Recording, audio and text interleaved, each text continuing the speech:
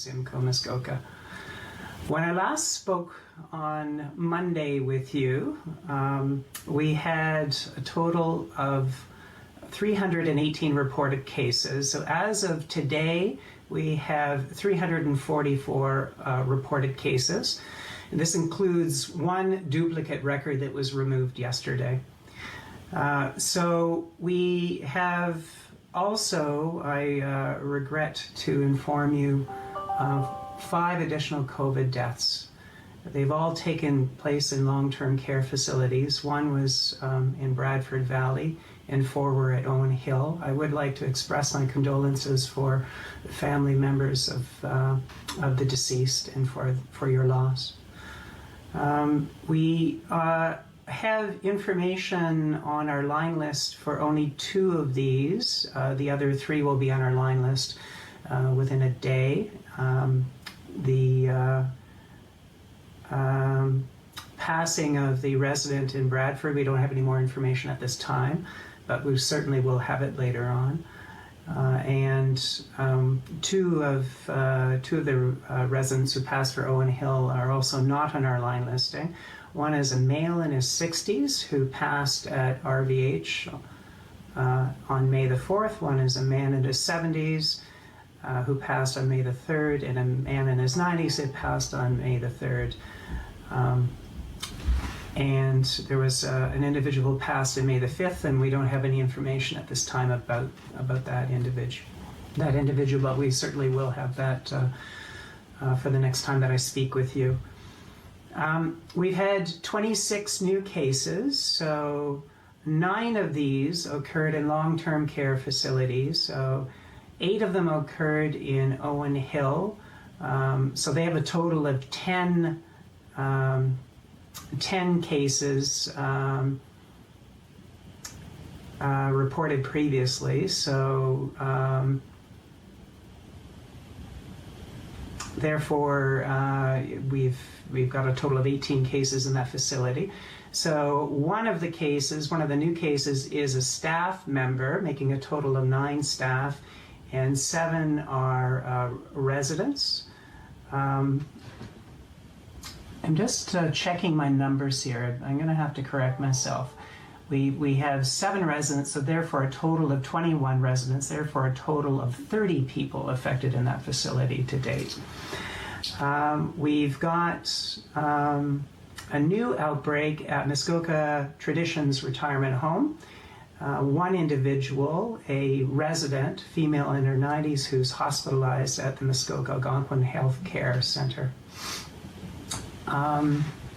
It's, I think, noteworthy that overall, almost a quarter of our cases now are individuals in long-term care facilities, the cases that have occurred to date. So that's 82 cases out of the 344 cases related to institutional outbreaks, whether it would be residents or staff.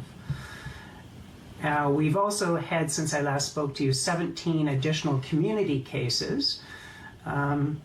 Their ages range from under 10 to in their 80s. All of them are self-isolating. None of them are in a hospital. 9 of them are community acquired. 1 of them is a close contact of a case. 6 of them we call under investigation, which means essentially staff members who are tested positive and are part of an institutional outbreak. And 1 is undetermined. And all of these cases have occurred in Simcoe County. None of them have occurred in Muskoka. We've had 7 cases recover, and 1 institutional outbreak has been declared over, and that is IOOF. In that institutional outbreak, there was only 1 staff member that was affected.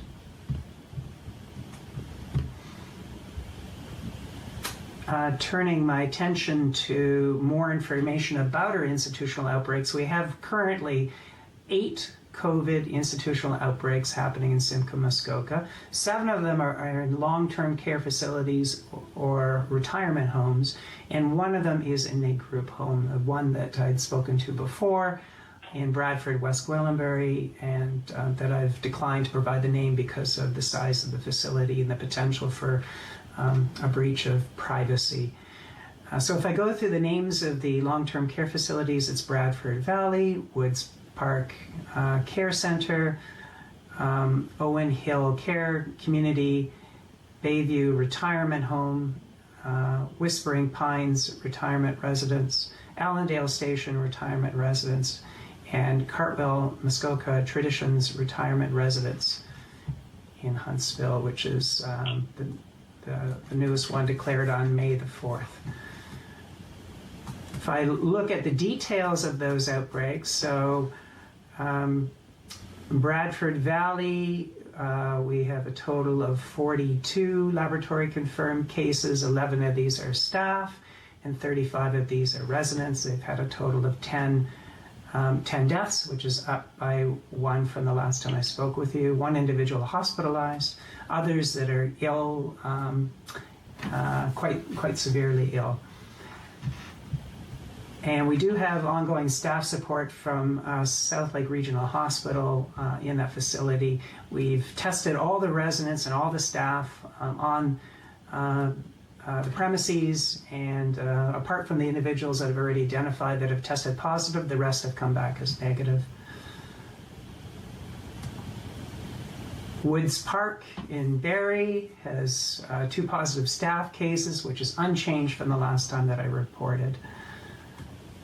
And we've tested everybody at those facilities and had negative test results coming back for almost all. We have just a few outstanding test results that are that we're waiting to get results on.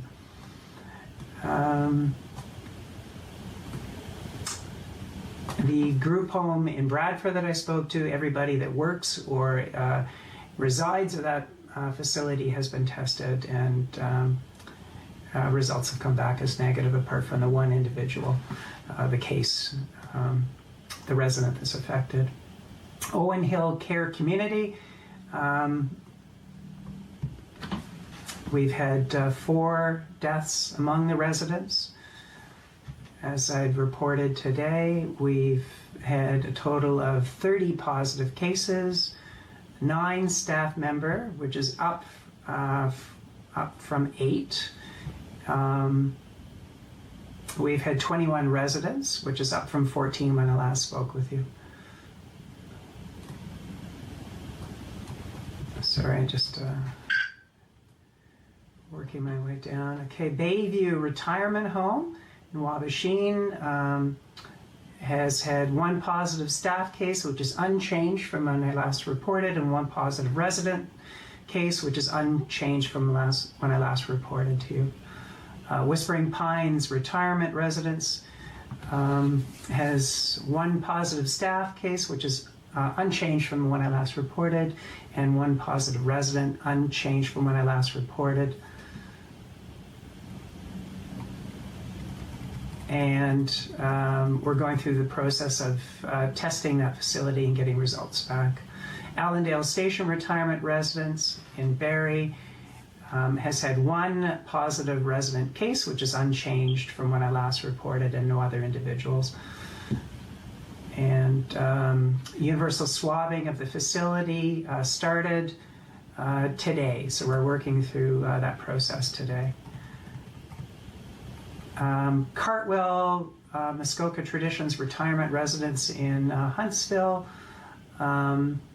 was declared on May the 4th, 1 resident case, and universal swabbing of that facility, all staff and residents, is taking place at that facility. Infection control practices are in place, and Muskoka Algonquin Healthcare is arranging for an infection prevention and control evaluation of that facility.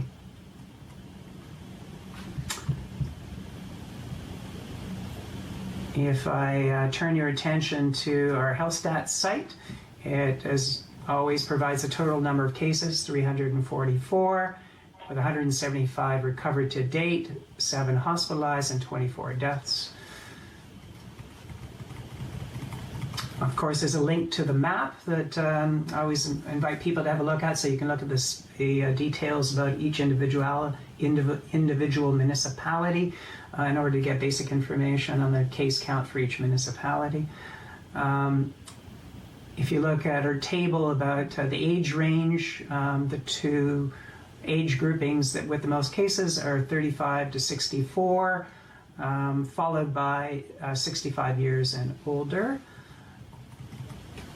If you look at the status of our cases, 175 are recovered, 91 are in self-isolation, 46 are in isolation precautions in long-term care facilities, 7 are presently hospitalized, 24 deceased.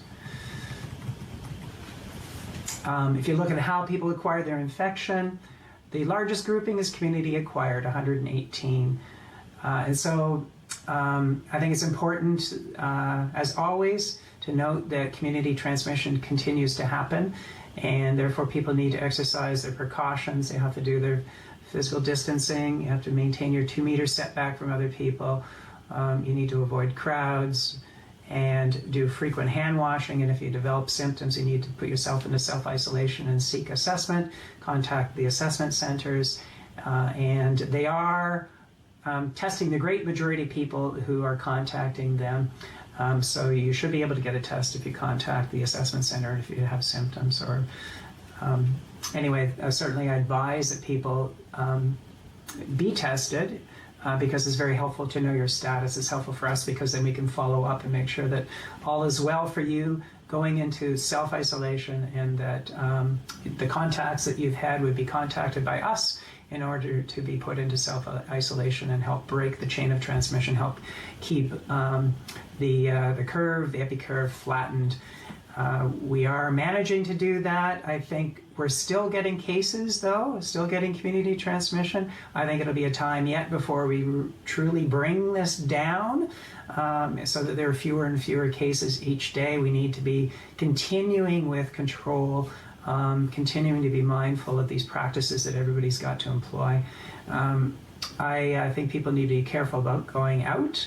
I do certainly support people going out for shopping, but we have best practices on our website about how to do that, and really something that I think people need to do carefully and mindfully and selectively with one individual in the home, doing it once a week if you can organize yourself to minimize your contact with that environment where you might come in contact with other people and potentially cases, knowing that it's possible to be a case without symptoms and still transmit to others. We see that travel related is becoming less and less of an issue for us. It was more of an issue early on, but now it's been quite a long time since travel has been very restricted. So really what remains is community transmission and close contacts with known cases.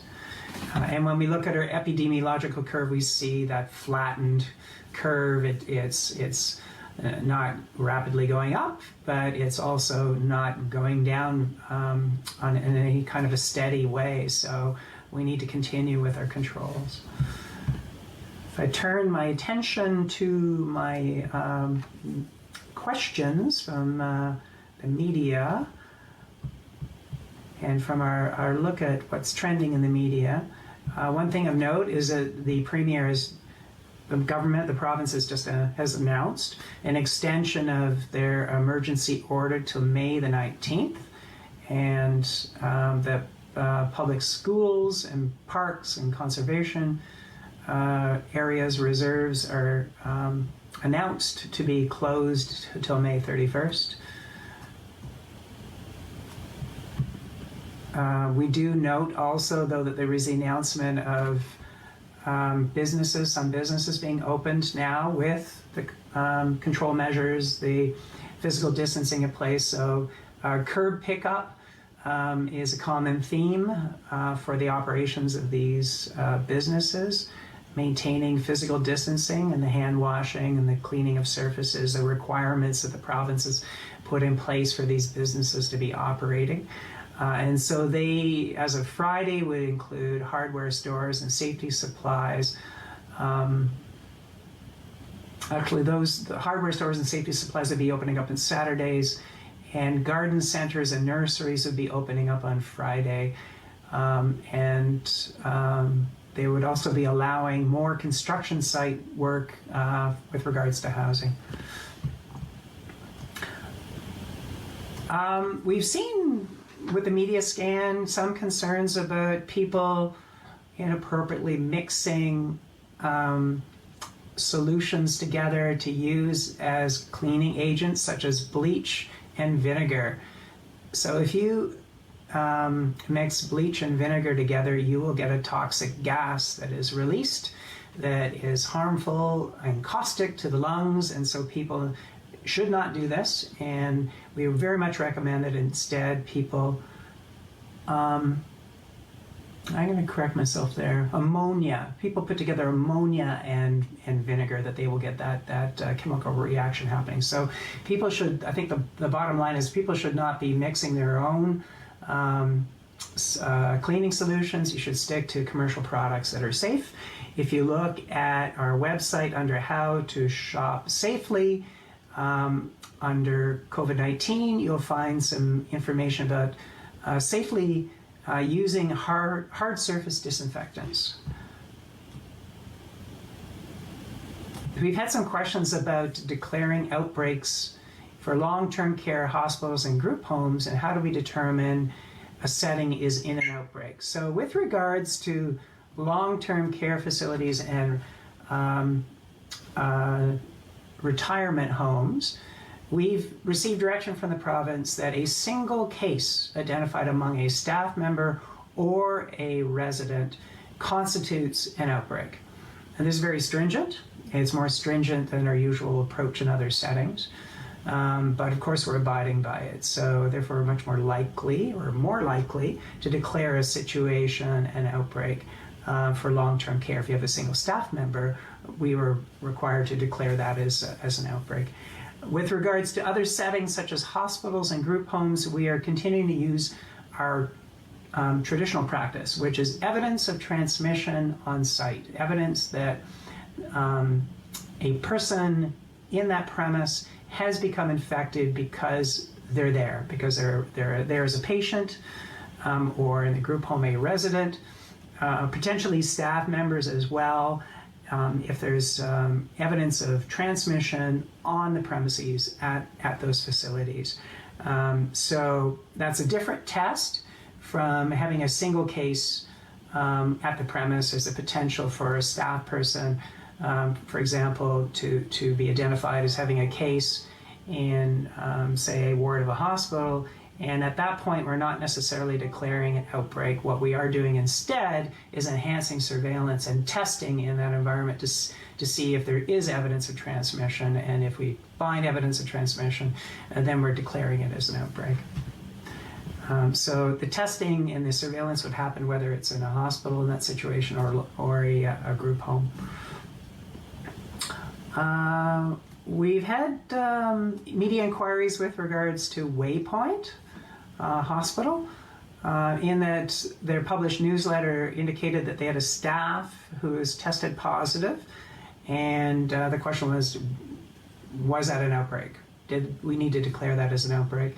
So we, of course, are aware of all cases that are test positive, or aware of that case, and we assessed that situation and determined that there was no breach in infection control, that the individual in question actually wasn't on the premises while they were infectious, and of course they were continuing their own surveillance to look out for any evidence of outbreaks happening, because that's what all of our premises are needing to do at this time. And we certainly followed up with the facility to make sure that there hadn't been any kind of a breach in that regard. And so that was not declared to be an outbreak, and no outbreak has transpired because of that. So follow up with regards to other questions. There's been questions about the details of testing to date. The surveillance testing that we're doing in long-term care facilities and in child care centers, as required by the province, to be done by the 15th of May. And so we are about halfway finished that process. We have a total of 29 long-term care facilities and another facility, long-term care, extended care facility in one of our First Nations communities that we are working with, and a unit at Waypoint as well, which would constitute a long-term care facility. And we're over halfway there with the universal swabbing. To date, only long-term care facilities and the child care facilities have been mandated for us to do this kind of testing. And so that's where we're focusing. We have heard from the Premier that what we can expect next is the nursing homes, the retirement homes as well. And so we will, of course, take that on in due course at the direction of the Premier in the timeline that would be communicated to us. So I mentioned before that when we finish that task of testing the residents and the staff in these facilities, we will have about 7,800 individuals who will be tested.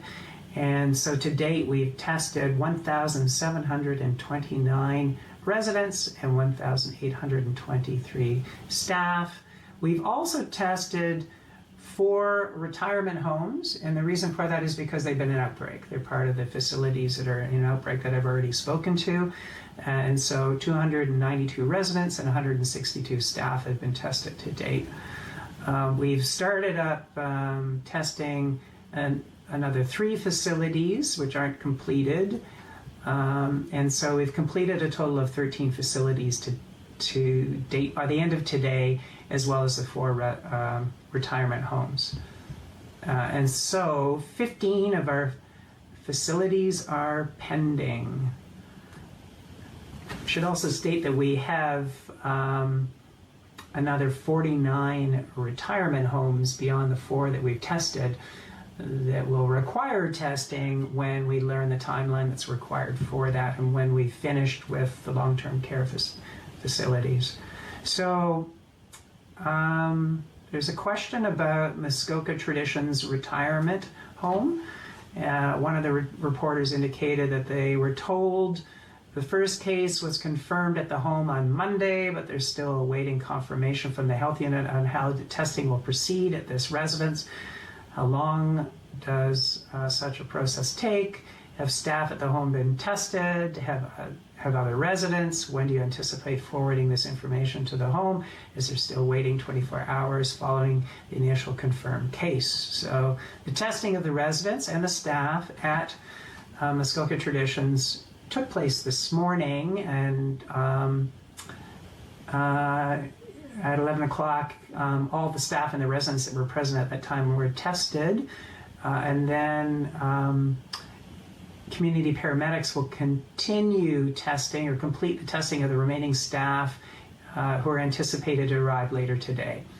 The testing team comprised local physicians, home and community care staff, and community paramedics, and so we would like to thank them all for taking on this task and working with us to this end. Staff want to start opening up their backyard pools is another question that we've had. Can COVID-19 spread via the water in a pool? Is it safe to open a backyard pool for the family, for neighbors too, if we socially distance in the water? So just a reminder that the province has restricted social gatherings beyond the household members that you have. It restricted that to 5 people, no more than 5 people. And the province is actually recommending that you, when it comes to close contact, stick with your household members, and otherwise you need to be doing physical distancing for others. And therefore, it would be very unwise to bring others into your home at this time, or even into your backyard to go in your pool, because you are extending your circle, that bubble. And although I look forward to the day that the province indicates that we can selectively choose some other small number of people to include in our social bubble for that kind of intimate contact, we haven't arrived there yet. We're still seeing transmission. It's still flat. It's not really coming down rapidly. here in Simcoe, Muskoka, and I think, in my opinion, provincially, certainly larger municipalities in the GTA. And so, although we might be getting there soon with that declaration, we haven't got there yet. Therefore, I'm advising against people having others in the backyard to go for a swim. It's a little bit cold now anyway, I would say. And the question about whether the water would render it safe. So disinfected water with chlorine will disinfect COVID-19 as a virus. So the real outstanding issue for you is close proximity to people outside of your household members, as I've explored with you just now. So another question, what would it take to relax health regulations that allow public pools to open this summer? What about the waterfront and lake swimming? So I would position, ultimately, direction from the Chief MOH and the Premier. But when I look at the kinds of considerations that we have to take into account, large groups of people close together, whether it's in a pool or on a beach or another location, is going to be problematic. We will, until we bring this pandemic truly to an end, with herd immunity following vaccination, which is another 1.5 years away, we're going to have to maintain some of these controls, some degree of limits on the number of people who can get together and the physical distancing required. So those environments are going to be problematic, and it may be very difficult to be able to have those safeguards in place and open up pools, public pools, for example. And at this point, beaches are open, but there may very well be restrictions, probably will be, with the numbers of people that can be there and how close they can be to each other. And what kind of supports need to be in place to enable that for people or encourage that for people. So we shall see, but I think it'll be problematic. Some Canadian businesses are reported to be considering requiring customers to wear masks in their stores. Are we likely to see mask wearing checks mandated by businesses, and will this help stop the spread of COVID-19? And I've heard that the Premier indicated that this is something that local mayors might decide to do, such as in Toronto, that perhaps it would help. What I would position is, at this point, we're supportive of the Chief Public Health Officer's guidance on this, Dr. Theresa Tam, who indicated that first and foremost, we need to be doing the physical distancing, the 2 meter setback when in public locations, avoiding crowds. Surgical masks, procedure masks, and N95 masks should be saved for healthcare workers working in healthcare environments because there's a short supply of them and they are needed there.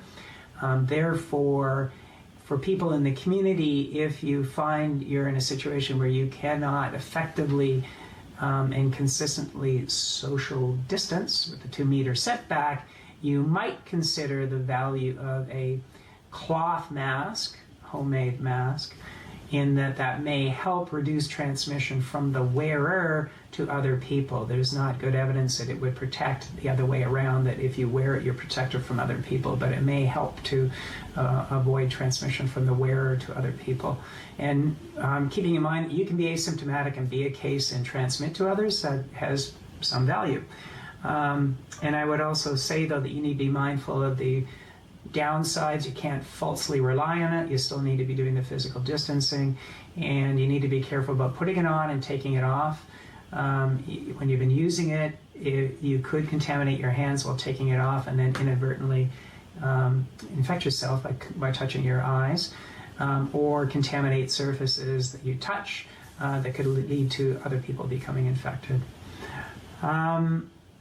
So businesses, whether they require this or not, they are private businesses. If they choose to go in that direction, that I guess that would be for them to decide.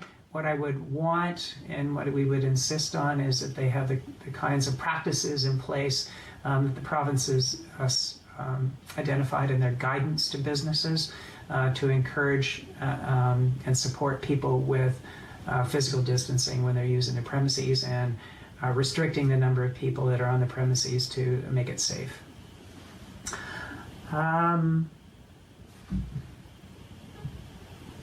There's something interesting here. There have been some communities that are implementing bans on drive-by parades for special occasions if they are more than 5 cars. What do you think of the drive-by parade trend?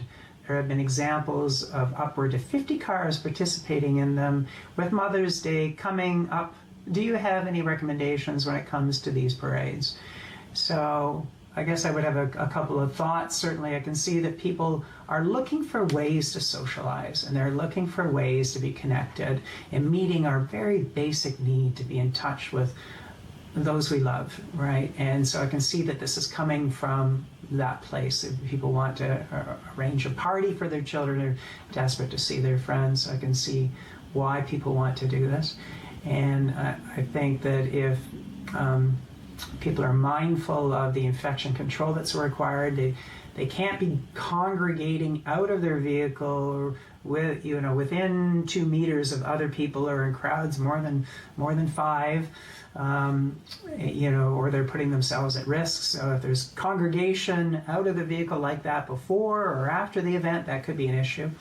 I could see municipalities being concerned about traffic hazards with large parades of that nature going through residential areas. So that might be part of the concern that municipalities are getting into. I don't know, but I could imagine that might also be a concern for municipalities.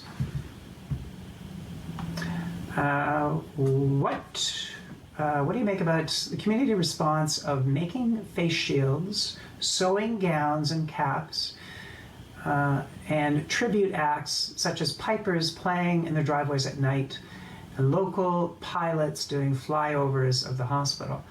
So I would imagine that this question is coming from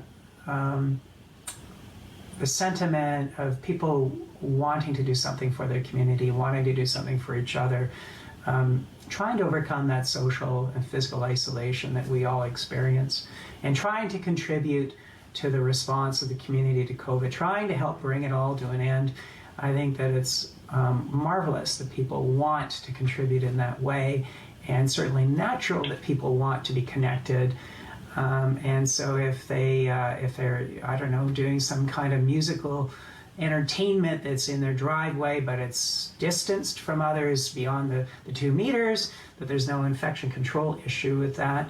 Of course, there may be other issues. Not everybody likes the bagpipes, for example. If something that's loud, it might be a problem, but that's unrelated to infection control. Flybys for pilots, I imagine that would be in the same camp as the driving parades. Once again, an attempt to give a tribute to the healthcare workers that are our heroes at this time, responding to COVID-19, taking on the risk of providing that kind of care. I would imagine as long as it's not violating the law in any way, that's certainly not an issue for infection control. People wanting to supply equipment, if it's to be used in healthcare, it would have to meet the specifications of the healthcare facility with regards to quality.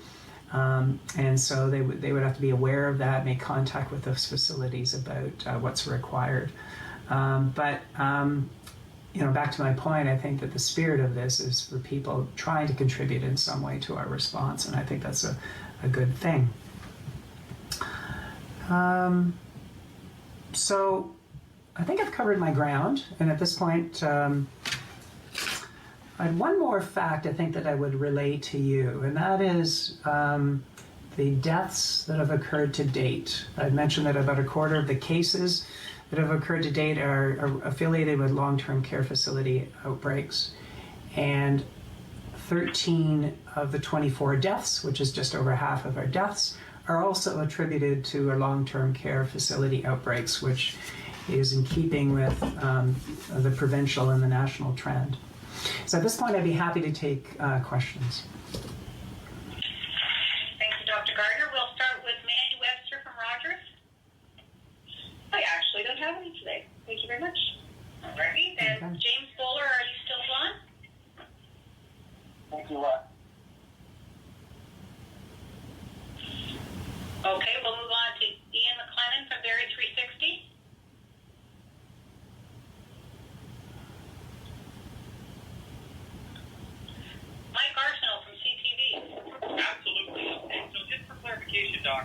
It's 14 out of 24, 10 from Bradford, and 4 from Owen Hill. So I'm just going to open up my figures again. And could you repeat your question? There was some background wind or something that I could hear. I'm outside the building here. So 14 is 10 and 4 from our long term. So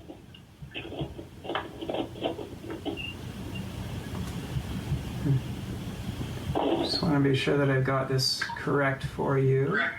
Yeah. Yeah, because what I had yesterday was 13, and now we have another one today.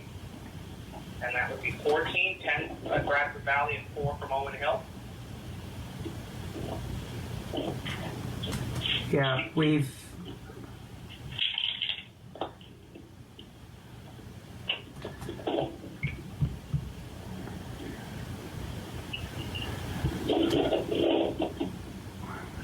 Two, three...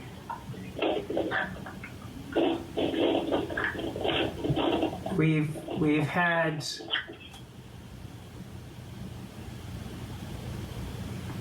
10 from Bradford Valley, 4 from Owen Hill, and then 26 community cases.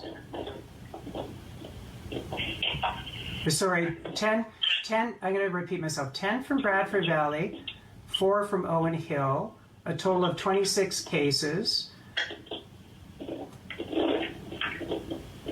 Nine of the 26 are from long-term care, and the remainder 17 are from community cases. Hold on. That doesn't quite No. add up. No. 9, So- 4. So we've got 14 between Bradford Valley and Owen Hill. And then we have a total of 24 deaths now? Yeah, the issue is there are cases that we've included. Not from Simcoe, Muskoka. Yes. Yeah. No. Those were residents there. Yeah. Yeah. Let me just back that up again. Are you talking about the deaths to begin with, or are you talking about the Correct. cases? So there have been 5 additional deaths, 1 from Bradford Valley, which makes a total of 10, and 4 from Owen Hill. All of them are new, making a total of 4. The most recent Owen Hill death, do we have any specifics on that? Was that at the facility? So 1 was at RVH. The man is 2, yeah, man in his 60s. 2 are in the residence. 1, we don't know the details yet. It took place on the 5th. Okay. Male? All male? 3 are male from Owen Hill. And the other 2 we don't know yet because it's new information. Okay, and I don't know, it was getting a little windy here and the signal was breaking up, but Yeah. did you address Waypoint? I did. And that you did not declare that an outbreak because the individual was out of the facility and there was no reason to believe there's infection? The individual was a staff. They were not at the facility during the period that they were communicable. We did follow up with the facility as well to make sure that all was well. Okay. And you expect to have a total of 7,500 people tested throughout long-term care and other institutions in our region within the next 2 weeks? Or is that ambitious? We are expecting to have 7,800 individuals tested if all will comply, approximately that number, by the 15th. Okay. Beautiful. Thank you. You're welcome. Okay, we'll move on to Agatha Farmer. Agatha, Hi, Doctor. Quick question. Can you confirm the total? Did you say the total of the deaths was 24 then, or 25? 24. So if you look at, although there is a, let me just have a look here at our website because not everything is up yet. We've had 2 of them are not yet up on our site. So what we have up on our site is 24 deaths, but 2 of the deaths that I told you about, 2 of the deaths or 3 of the deaths? 3 of the deaths are not yet up on our site. So Okay, and then the testing for the Cartwell home in Huntsville, that's being completed today, correct? And do you have a number of staff that are there as well as residents? let me just have a look at my documentation. It was only declared yesterday, or actually the day before, the 4th.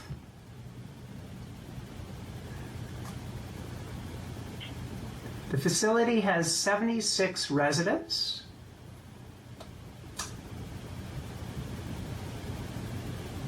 I don't have data here with regards to the number of staff. Okay, thank you. You're welcome. Thank you. I guess I will move on to Nathan Schubert from Moose FM. Good afternoon. Doctor, I just wanted to ask you about the retirement home in Huntsville. Have you identified the cause as to how the 90-year-old woman became infected? We don't have that information at this time. It's possible that we may not ever know. We do know that in the majority of cases, it has to come in by an individual who comes into the facility, and the most likely route is via staff. It may be staff who have no symptoms, because that's not uncommon with COVID-19, and they can still be infectious. So we don't know, and it's possible we may never know. Thank you. And I spoke with the home earlier, and they're implementing all of their protective measures. How, besides swabbing, how else are you guys helping the home? So we've done the review with regards to their infection control practices. The Muskoka Algonquin Health Care is arranging to go in and conduct an infection control review and assessment of the facility. And based on that, if there are any further measures that need to be put in place, any changes that need to take place, they would be put in place. And we are testing, as indicated, testing the residents and the staff. And the facility certainly be required to be screening their staff twice a day with their shifts with regards to symptoms and temperature, as well as the residents, looking for any sign that other individuals might be sick. And those that are cases, in this case one individual is put into isolation, and precautions put in place within personal protective equipment such as masking in all encounters with staff, and the staff otherwise are required to use surgical or procedure mask and infection control practices with the other residents as well. And also they would have a closing down of mixing of residents during this time as well. So a dining area, they wouldn't be allowed to come together at that time to help reduce the likelihood of transmission. Thank you. All right. Doug Cross from Muskoka Region. Hello. Hello? We got a little bit of pushback yesterday when we described the home Muskoka Traditions in Huntsville as a long-term care home by Chartwell. Do you understand the nomenclature division there? Is it really down to, it sounds like some of these people at Tradition live in their own units as opposed to a ward type of system. Is that your understanding? So according to my data, you've got couples as well as singles, and then there are 8 townhomes, and there's no interaction between the facilities. So certainly that'll help with infection control and the containment of the outbreak. And I'm guessing that there is some, it's called assisted living, so some staff may come in from time to time based on a resident's requirements. Probably, but I don't actually have data on that or information on that at this time.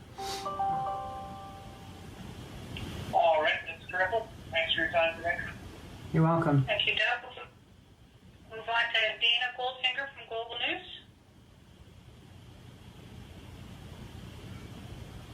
Are you with us, Dana? Okay. Dawn Huddlestone from Huntsville Doctor. Thanks, Leslie. I do have one question, Dr. Gardner. We're continuing to see cases cropping up in facilities like long-term care homes and retirement homes. In your opinion, does the province need to take more stringent measures with these facilities, given that it can be so devastating once it gets into a population? Well, I am very worried about it, that's for sure, and very disappointed that we're continuing to get more of these outbreaks happening. We're doing all that we can think of to prevent that. We've created teams with the hospitals and paramedicine and home and community care and assessment centers in order to go into these homes and assess them whether or not they're an outbreak, to test the staff and the residents that are there. The province has put in place a lot of requirements now to help protect these homes. For example, visitation is now prohibited. Some of them have a very much a negative impact in quality of life. That certainly would have a very negative impact in quality of life, but is necessary. They've prohibited staff working in multiple premises. They have to stick with the one to reduce the likelihood of transmission of an outbreak from one facility to another. They've required staff and residents to be checked daily, twice daily, for temperature and for symptoms, and any new residents are required to be in isolation for 14 days and tested before they can come out of isolation. So much has been done, but despite all of that, there's a sufficiently high prevalence of the virus in our general community that a certain number of healthcare workers will contract it by being in the community and potentially can transmit before they develop symptoms. Up to 48 hours before symptoms, you can be transmitting. So they could be going to work, they could be having these checks done and passing the screening, and yet are potentially infectious to patients. So that's a vulnerability that's really hard to beat. If it's prevalent enough in the community that can happen, it's very hard to deal with that until we can get the general prevalence of this infection low enough that that's less likely to be happening. The testing that's taking place in all of our homes potentially could pick up some cases, but it's a one-time test. And so you could miss people. You could miss people that are incubating and have a false negative test. You could miss people who aren't infected and yet become infected later after they've been tested. So it would be of limited value. So until the day that we have a medication that we can use in outbreaks like we do with influenza, where we have drugs that we can apply to a facility to protect the residents, or until the day we have a vaccine that can protect everybody, including the residents, I think we're going to be somewhat vulnerable to this. Until the day that we can, with our community social physical distancing, get the prevalence down, we're going to be somewhat vulnerable to this, despite all that we are doing. And so as it relates to these facilities, then does it concern you that the province is starting to relax a few of its restrictions? I think that's a good question and a fair question. The relaxation of these controls is not without risk.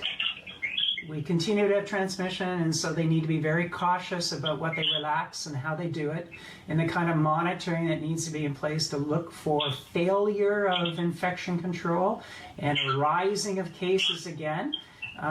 The Premier put out a platform about this a week ago in which identified the criteria for monitoring, the criteria for capacity in healthcare in public health, and monitoring for vulnerable populations such as long-term care. But they're very high level, and there aren't actually cutoff indicators about when you could act in this direction. And so there is some vulnerability to relaxing. I believe it's inevitable that we will have to do some relaxing because there's a cost to us all in having these controls in place. and economic and mental health and well-being and quality of life. So undoubtedly we're going to have to relax in a very careful and measured way, but it's not without its risks. Great, thank you.